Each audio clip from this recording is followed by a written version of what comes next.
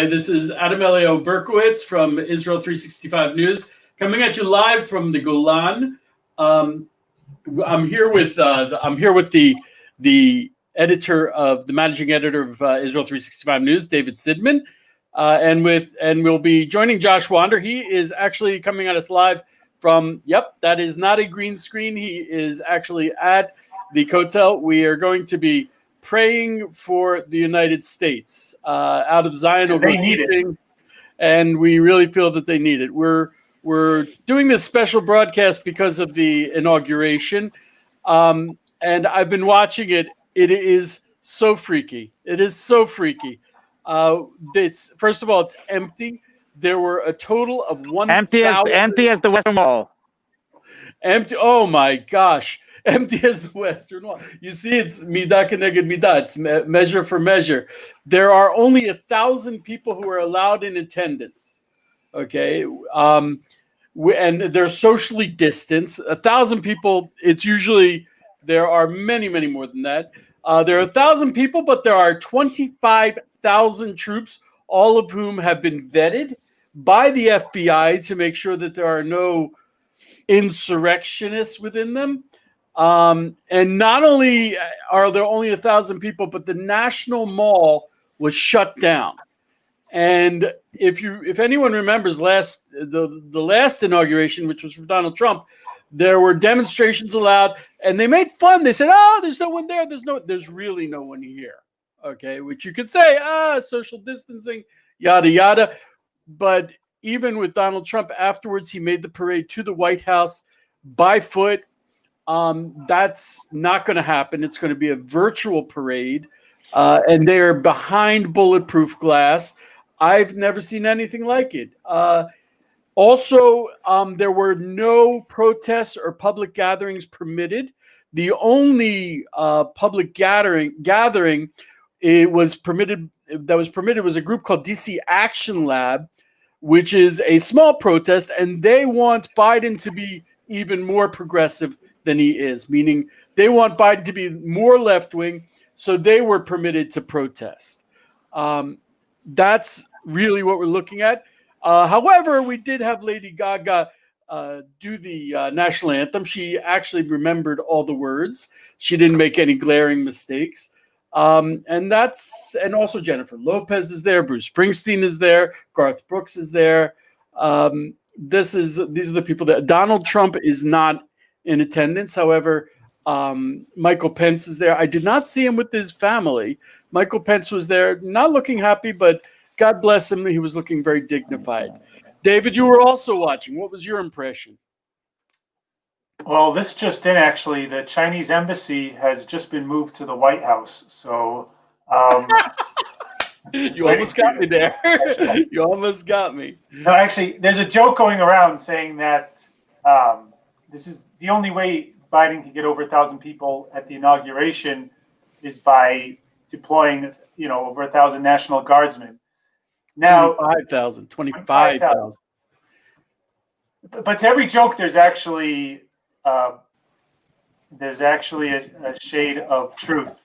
Meaning, can you imagine anyone, even a left-winger, showing up to this guy's inauguration? I mean, who would take the time out of their day to actually go to this guy's inauguration? Okay, Trump is Trump. Half the country, would die for him. Obama was the first black president, right? George Bush Jr. was a cowboy.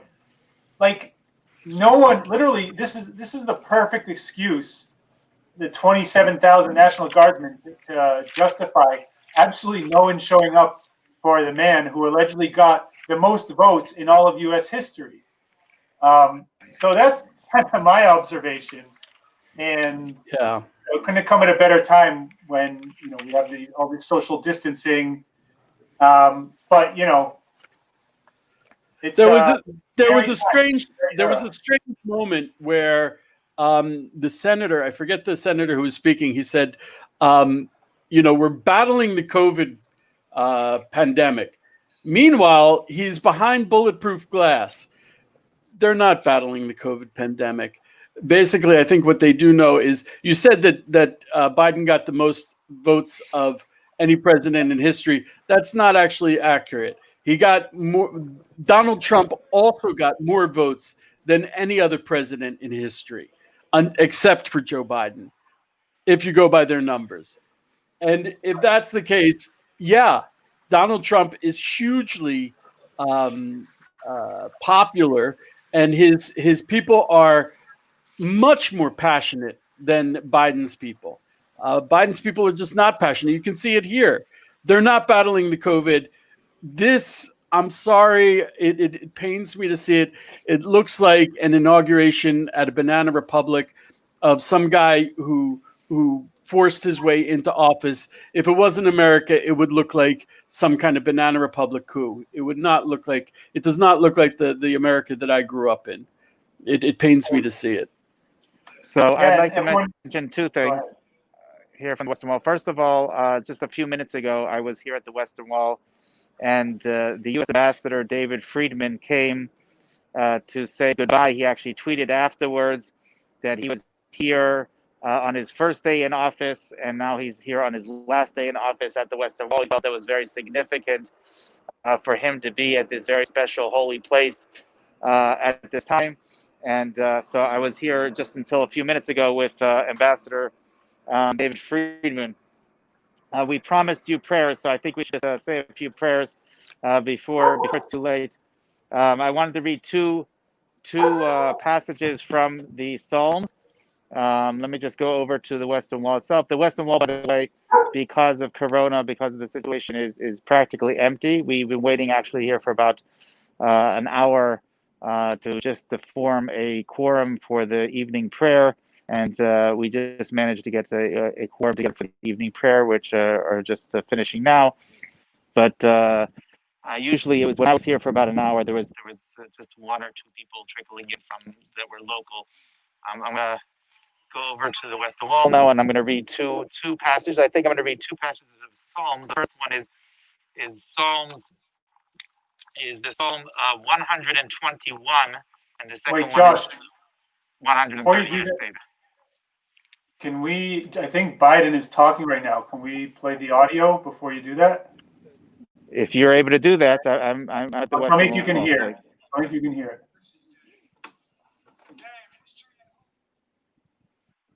I'd be happy to speak over him. Sure. America has been tested anew, and America has risen to the challenge. Can you guys hear it? Today, we celebrate the triumph not of a candidate, but of a cause, the cause of democracy. People Stealing votes. The will of the people has been heard. And the No, it hasn't. people has been heeded. No, it hasn't. We've learned again. Mechem Shalom. Democracy is precious. Democracy is fragile. At this hour, my friends, democracy has prevailed. No, it has not. David, I'd like to make this prayer because that's Okay. why I'm here. So let me just let me read these two Psalms. The first one, like I said, is going to be Psalm 122.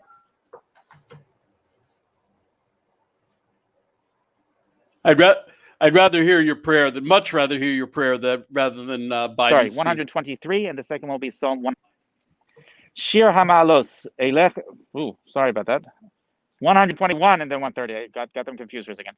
Shir Hamalos Eso Einai El Harim Me'ayin Yavo Ez.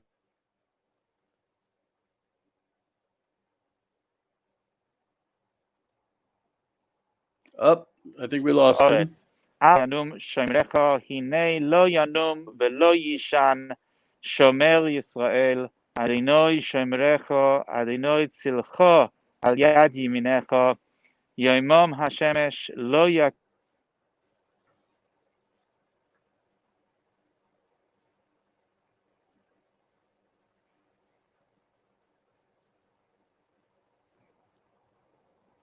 He's taking the sacred oath. Adonai yishmorecha mikol ra, yishmor et nafshecha. Adonai yishmor tzedcha uvoratcha me'ata v'ad olam. And now I'm going to finish with Psalm 130. Shir Hama'alos Mima.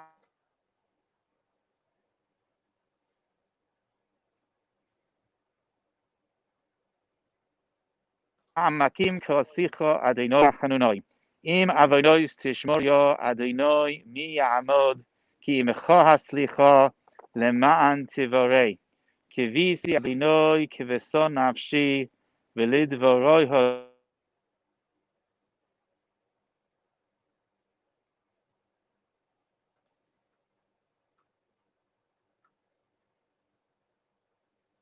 hocholti Adonai hachesed v'harbei imoi fedus v'hu yifdeh es Yisrael mikol avonoisov. So with those two psalms, the prayers here at the Western Wall, I just want to point out, if I may, Josh, that first psalm you read was 121. There's actually the Eish Kodesh said something very beautiful about it. He said, "Why do we describe God as the maker of heaven and earth? We can describe God in a lot of ways because God created the world from nothing, and He created everything from nothing. So if you're in a situation where you can see no way out, you can't see any way for a Yeshua, for a salvation to come, you should know that God can create something from nothing. So He can create a salvation from nothing. He can take this situation, which there's just so much darkness. This political situation is very bleak, but if God can make the world from nothing, He can take this and create a beautiful experience, a beautiful situation out of this nothingness. And that was the Eish Kodesh who wrote that. The Piazetzner Rebbe wrote that in the Holocaust. So even much more so now, we can look around and we can say, God willing, we can't see how it'll work out, but that's the way we work. That's not the way God works. God will make it work. So, and we're very happy to be representative of everyone here at Jerusalem, in the Golan Heights, wherever we are, from north to the south of Israel. We are praying for the welfare of those in the United States, those that are now under a new ruler. We just read a couple weeks ago in the Torah portion about how there was a new ruler over Egypt that did not recognize Joseph, and that is very significant because Joseph is symbolic of the Messiah, of Mashiach ben Yosef, and there is a new ruler in Egypt that does not recognize Joseph, that does not recognize the spiritual, does not recognize the destiny of the Jewish people and how it relates to the entire world.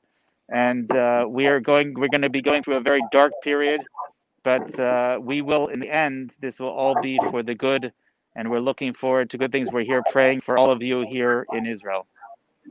Amen. Yeah, it's basically what's going to happen is Biden is going to pick up and try to finish where Obama left off, meaning Obama really wanted to placate the Iranian regime at the expense of all the more friendly Gulf nations, and especially Israel. And, you know, Biden is just a reincarnation of Obama, who served his 4 years. So because Obama can't run again, they're basically sending his crony Biden to finish the job.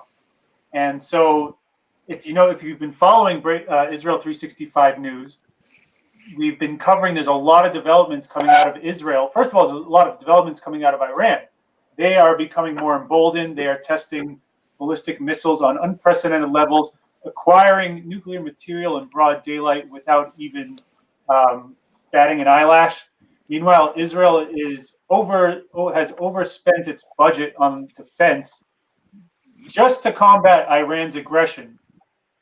So what we're going to see is a continuation of the Iran deal. Iran is essentially going to be given a free hand to obtain nuclear weapons. We can be looking at a nuclear arms race in the Middle East, and it's all, you know, if anything is the battle of Gog and Magog, it's probably this, because, you know, when you have a country like Iran who's so aching to go to war and to have or at least to have the military power to scare living daylight out of every surrounding nation,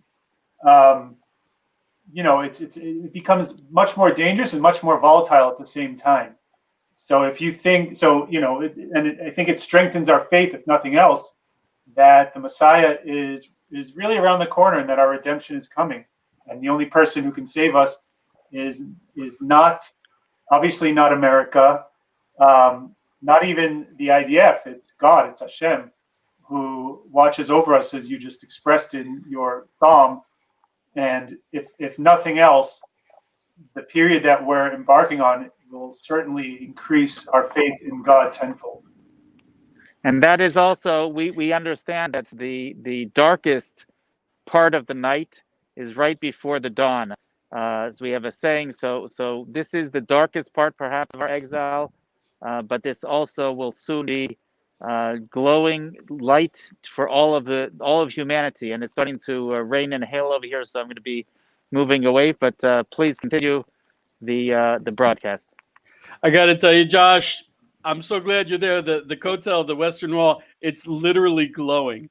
It's, you said it was dark. It is dark, but seeing you in front of the Kotels, knowing that you're davening and I'm davening and David is davening, really encompassing all of Israel, sending this out to our dear brethren in the United States. It's really, it helps me cope with and rain is a blessing. So yes, it is. We got to know that Hashem does not stop giving us the blessings. That's a beautiful thing. Thank God. Thank God indeed. So for some people it's a rainy day, and for other people it's a blessing. So it depends on your perspective. I live in the Golan. Every time it rains, I can literally hear the rivers filling up and flowing down to the Kinneret, flowing down to the Sea of Galilee. It's a beautiful thing. I'm watching as we broadcast. I'm watching this inauguration, and Biden is talking about America coming together. Meanwhile, he's surrounded by troops, and he's surrounded by 25 times more troops than there are people there to cheer him on. It's ironic in a sad way. He keeps talking, and they keep harping on the riotous mob that was in DC just a few days ago.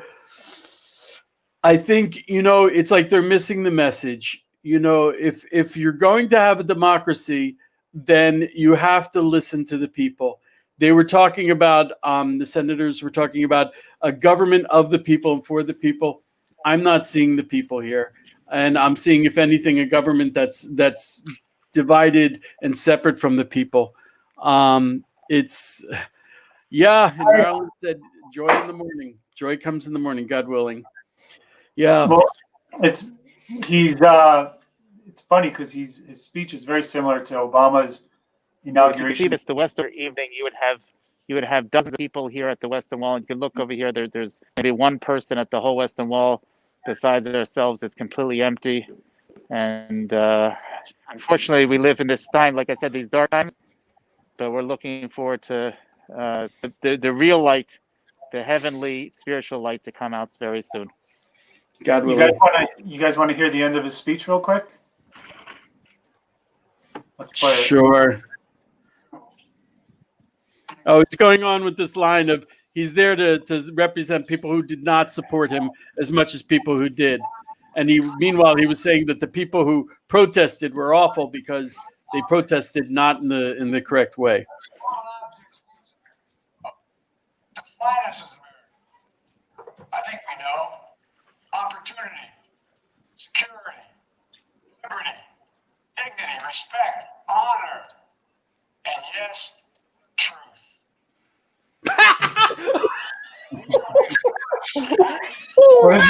I'm sorry. Hearing that word come out of his mouth is a little bit too much for me. He could have pulled off a lot of things, but that word, sorry, dude. Their truth and their lies, lie told for power and for profit, and each of us has a duty. Look, he's sleeping. Look, he's asleep. Who? Bill Clinton's sleeping. Oh, you can't see. Sorry. Oh my gosh. Oh my gosh. And defeat the lie. This is a guy who dropped out of a race for plagiarism. He's given speeches that he's lied throughout. This is painful for me to watch. It really is. I'm actually very glad that we're not broadcasting it. It's just painful to watch. Mortgage. He's talking about people having to pay their mortgage. We don't want to talk about his real estate deals. My gosh. Let me see if I can get this. Oh, he's talking about getting the news from the same sources you do. The guy who's basically behind social media blacklisting. You can do what? Let me see if I can get this on my. Here we go. I think I got it. Yeah, I got it. When we're called to lend a hand. That's how it has to be. Can you hear it? That's what we do for one another. Yeah, but I'm playing it too. What are you doing? This way, our country will be stronger, more prosperous, more ready for the future. And we can still disagree. My fellow Americans, in the work ahead of us, we're going to need each other. We need all our strength to persevere through this dark winter. We're entering what may be the toughest and deadliest period of the virus. We must set aside politics and finally face this pandemic as one nation. Oh, one meaning nation. There's going to be a lot of restrictions. And I promise you this, as the Bible says, weeping may endure for a night, but joy comes in the morning. We will. I want to point out that the together, priest he got to do the invocation is pro-abortion, and that's why he had him. All my colleagues I serve with in the House and the Senate up here, we all understand. Reverend Leo J. O'Donovan, he's a Jesuit priest, and he's gotten in trouble for being pro-abortion. Those beyond our borders. America has been tested, and we've come out stronger for it. We will repair our alliances and engage with the world once again. That means Not Iran. Challenges, but today's and Meanwhile, tomorrow's Trump challenges. literally brought peace to the And Middle we'll lead, East. Not merely by the example of our power, but by the power of our example. When he says our alliances, he's talking about Iran. There's no other country whose alliance Trump alienated. Oh my gosh. Is he still playing Eliyahu, or did he stop it? No, he's not talking. We're looking at Bernie. Apologies Now for he's talking. interruption in this inauguration speech from Joe Biden. Just had his message to the world. America has been tested. We will repair our own. I don't know. There's. It would be nice if he specified how we've been tested and what we'll repair exactly. You know, at the risk of getting political, one of the things that characterized his campaign, it was an anti-Trump campaign where he actually didn't really say too many of his policies. He was going back and forth on them. And one day he was totally against fracking. The other day he was for fracking. One day he was going back to the Iran deal. The next day he wasn't. One day he was against, even in one sentence, he said, I'm against the Green New Deal. And then in the very next sentence, he said, well, I'm going to have a new deal. It's a Biden deal. And I'm like, he's never been tested by the media. He's never really been asked questions. So he doesn't have to really say anything, and he can go back on what he says. And that's the horrible part. I was talking to a lot of people today. I wrote an article today about how the real basis of any government is the Davidic dynasty. And it's not ruler, like he runs it and then it goes on down. The whole concept of kingship comes from the Bible. The ideal being that we all acknowledge one king, the King of Kings. But even a regular ruler, his mandate comes from heaven, and Biden is not acknowledging that, and that's very, very. And Trump did. Every time Trump spoke, he reminded, "Oh, there's Obama, yay!" Every time Trump spoke, he spoke about God. It was always God bless America. We must end this civil war.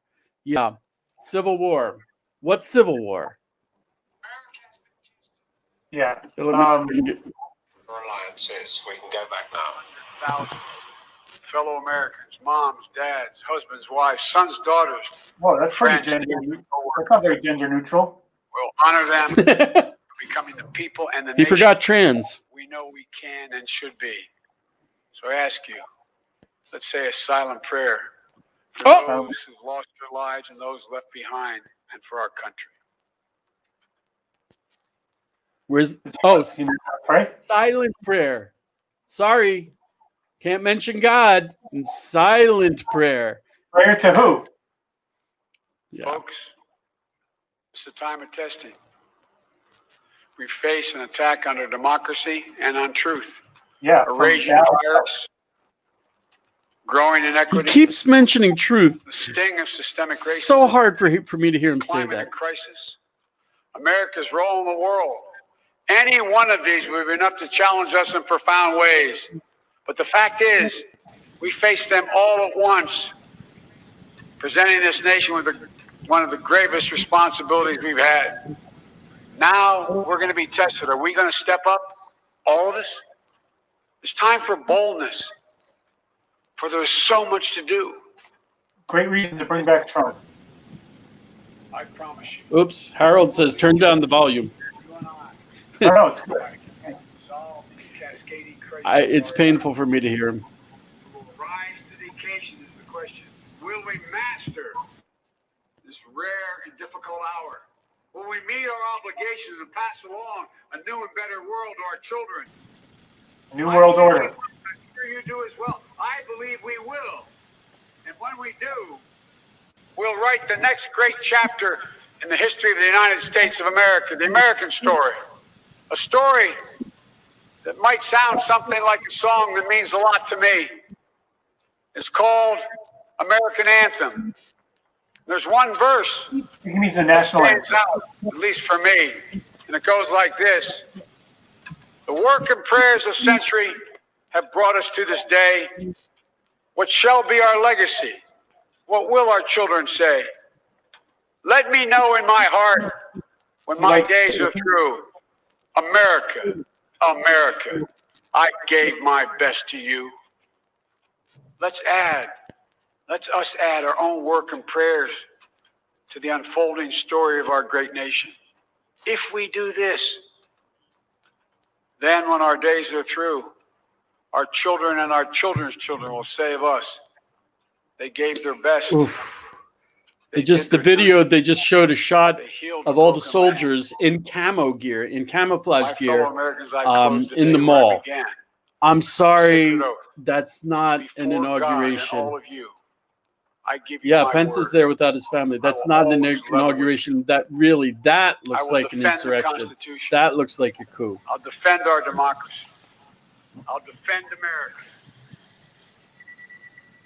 So defend our Constitution. Why did we forge all those ballots?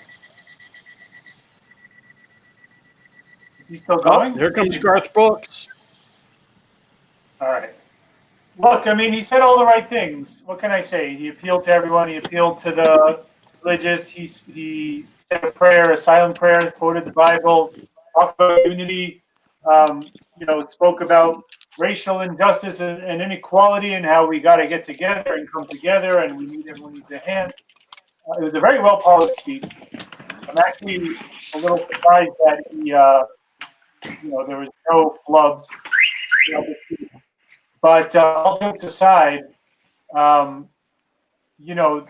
most of these uprisings and socialist regimes come with what they specialize in is a type of propaganda where they say all the right things and do all the wrong things. And, people, I hope no one who, I like to think that people who watch this speech aren't going to be fooled by him saying all the right things, because he did. He spoke. He said exactly what a president should have said. The fact that he doesn't believe any of it is besides the point. But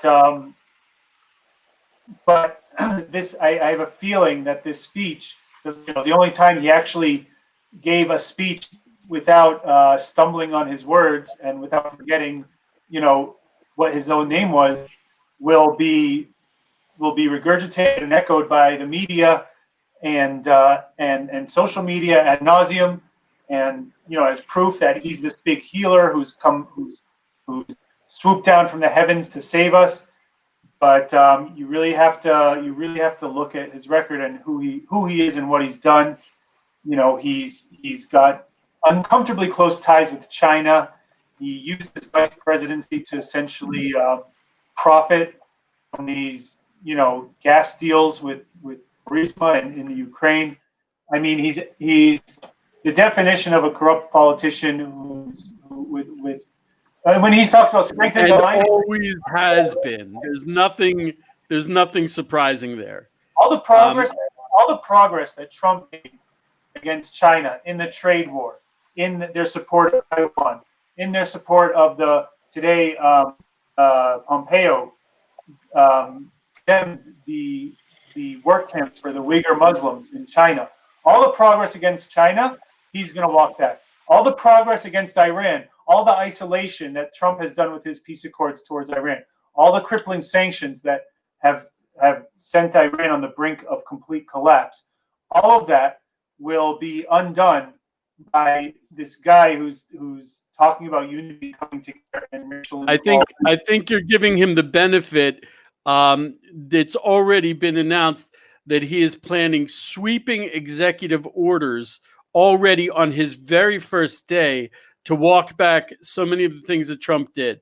Now, immigration too. He's going to cancel the open the borders for whoever wants. The Affordable Care Act, things in it that weren't working.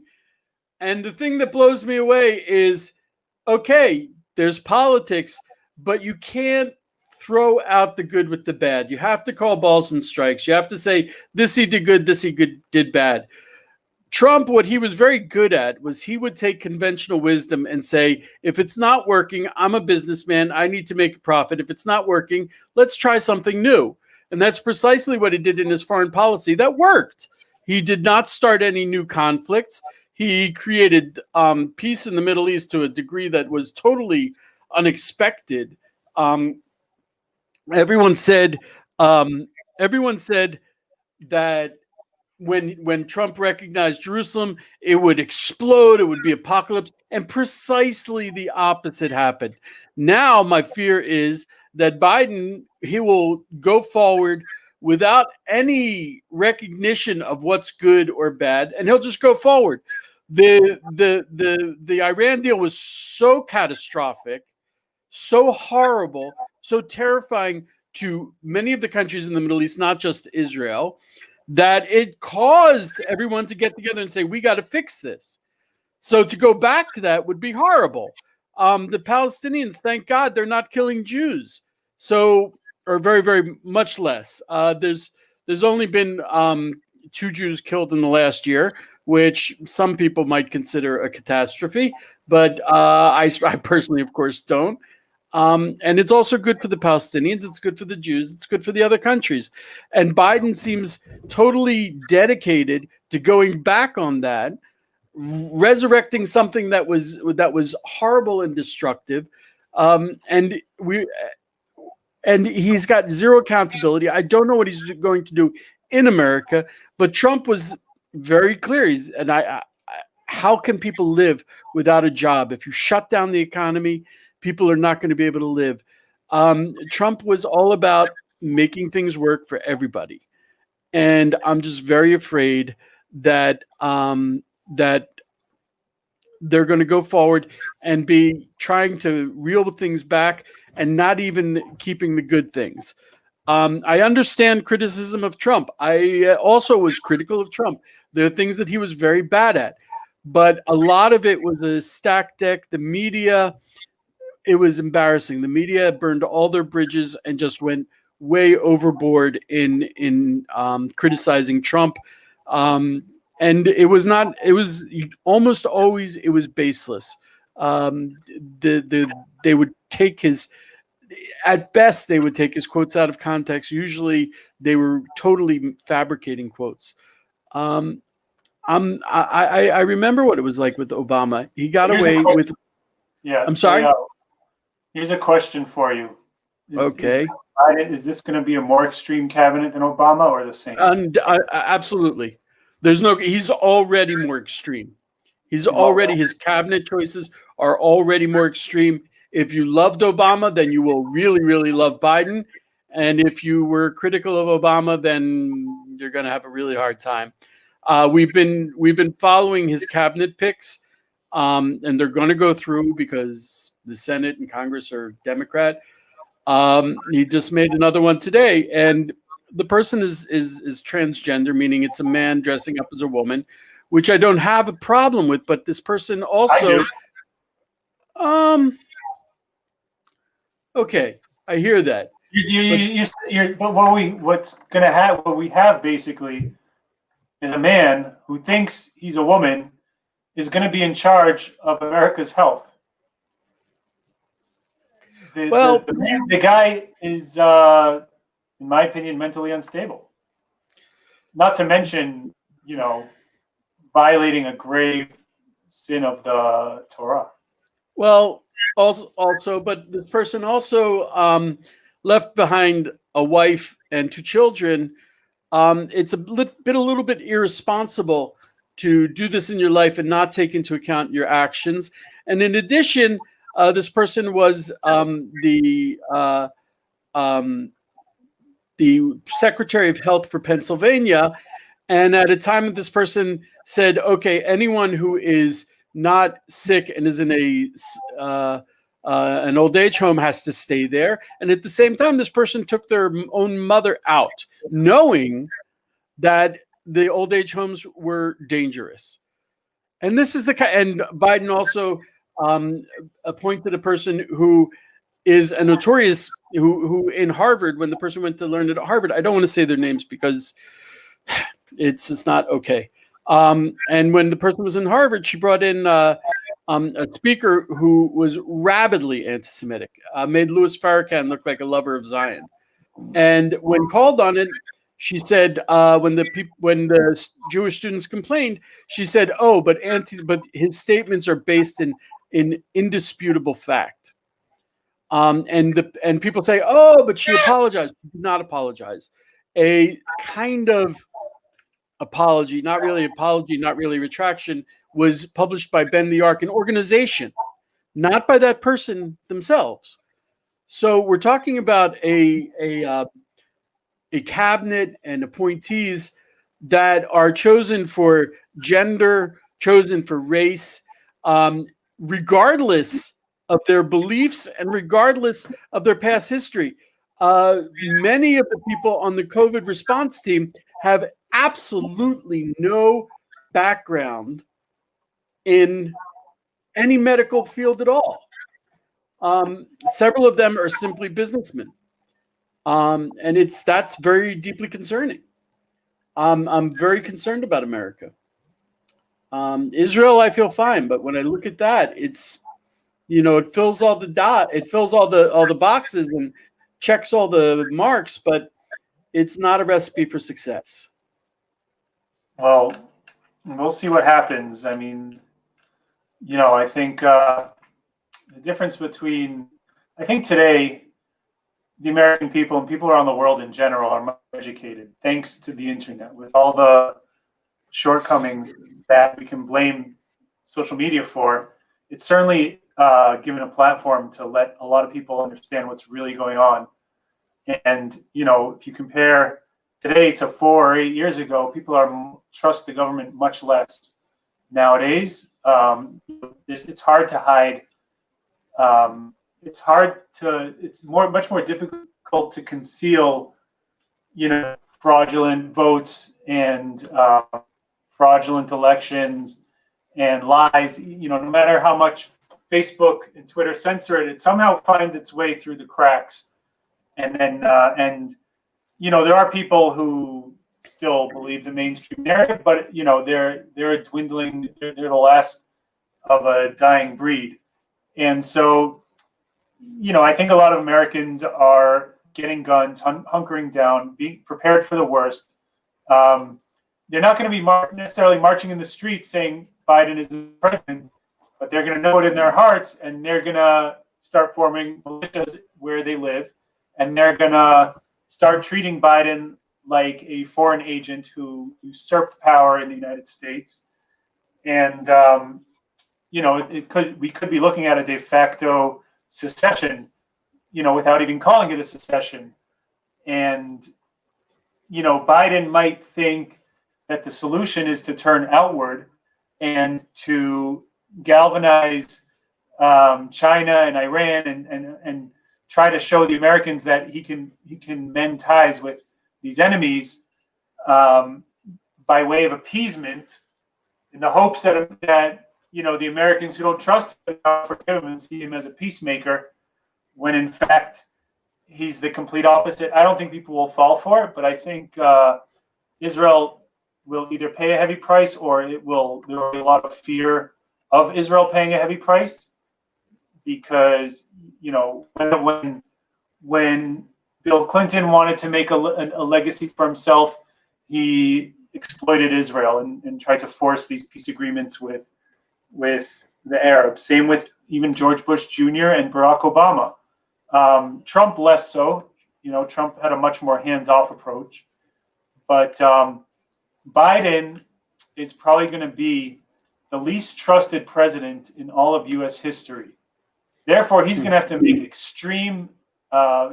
take extreme steps to try to do what he believes will regain the trust of the people who think that he stole the election. And my main fear is that it will come at the expense of Israel.